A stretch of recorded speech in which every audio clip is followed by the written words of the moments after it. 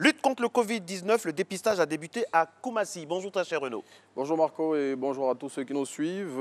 Oui, officiellement ouvert depuis le lundi 4 mai 2020, le centre d'accueil et de dépistage de la commune de Koumassi a démarré ses activités selon l'Inter. Le confrère qui s'est rendu sur place révèle comment s'y fait la prise en charge. Et pour donner l'exemple, l'Inter indique que Cissé Bakongo, son premier magistrat, a demandé à tous les agents de la mairie de Koumassi de se faire dépister. Toujours lutte contre le coronavirus, le gouvernement tient ses engagements.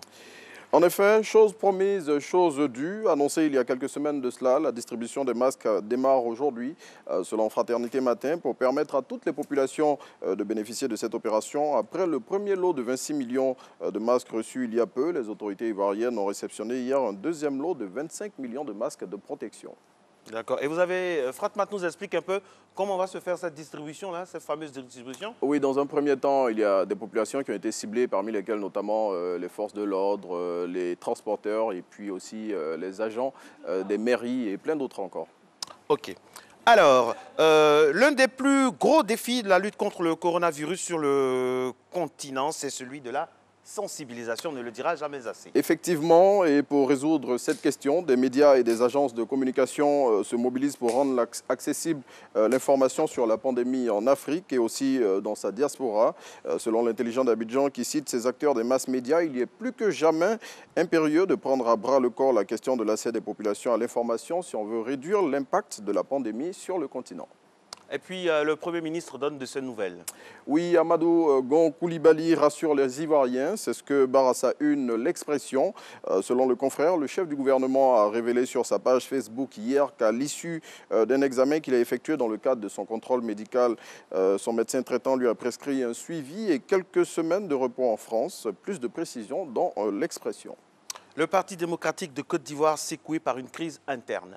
C'est ce que révèle le quotidien Le Matin avec cette une. Que se passe-t-il au juste au PDCI?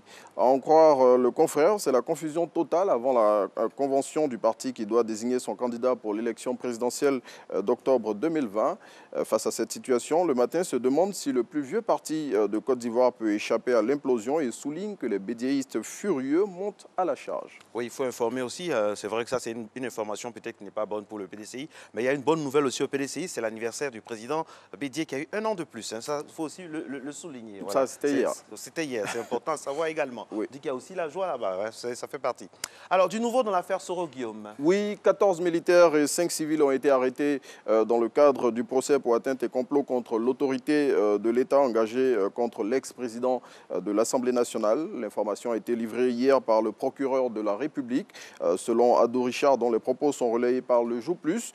Tous ceux qui ont été cités dans cette affaire seront poursuivis. D'accord. Vous nous proposez une devinette pour refermer cette revue de presse, mon très cher Renaud? Tout à fait. Savez-vous quel est le mot le plus long de la langue française? Vous me posez la question? Oui. Normalement, je pense que c'était anticonstitutionnellement, mais j'ai eu dit il y a quelque temps qu'il y aurait des nouveaux mots. Vous êtes dans le vrai parce que anticonstitutionnellement, ça c'était avant. Désormais, le mot le plus long de la langue française, c'est celui-là qui s'affiche à l'écran, c'est intergouvernementalisation. Ce mot est constitué de 27 lettres, soit 2 de plus que son prédécesseur que vous avez évoqué tout à l'heure. Et ce mot kilométrique signifie, vous savez quoi? Non. Une mise en œuvre commune à plusieurs gouvernements.